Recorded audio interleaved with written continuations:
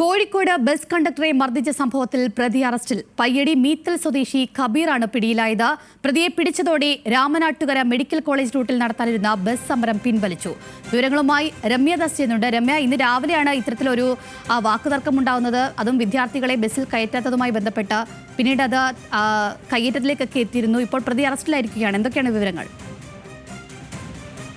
ശരി, ഇന്ന് രാവിലെ നടന്ന ഈ സംഭവത്തിൽ തന്നെയാണ് ഇപ്പോൾ ഒരാളെ അറസ്റ്റ് ചെയ്തിരിക്കുന്നത്. പന്തീരങ്കാവ് പോലീസാണ് അറസ്റ്റ് ചെയ്തത്. ഈ പയ്യടി മീത്തൽ സ്വദേശിയായ കബീറാണ് പിടിയിലായിട്ടുള്ളത്.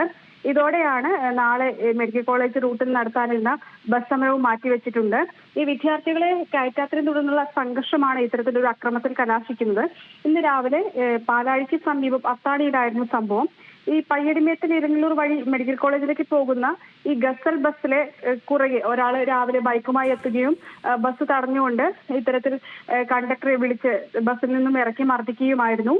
ഈ ടിക്കറ്റ് പിടിപ്പിച്ച റാക്ക് കണ്ടക്ടറുടെ തലയിൽ ഇടിച്ചും അതൊക്കെ മുഖത്തും ഒക്കെ ഇയാൾക്ക് പരിക്കുപറ്റിയിട്ടുണ്ടായിരുന്നു. ഇതിനെ തുടർന്നാണ് നാളെ ഇത്തരത്തിൽ ഈ ബസ് ഓപ്പറേറ്റേഴ്സ് ഓർഗനൈസേഷൻ ഒരു പണിമുടക്ക് തീരുമാനിച്ചത്. കാരണം ഈ കണ്ടക്ടറെ അകാരണമായി മർദ്ദിച്ച ഇയാളെ പിടികൂടണം, അറസ്റ്റ് ചെയ്യണമെന്ന് ആവശ്യപ്പെട്ടായിരുന്നു. ഈ പന്തീരങ്കാവ് പോലീസിൽ ഇവർ പരാതിയും നൽകിയിരുന്നു.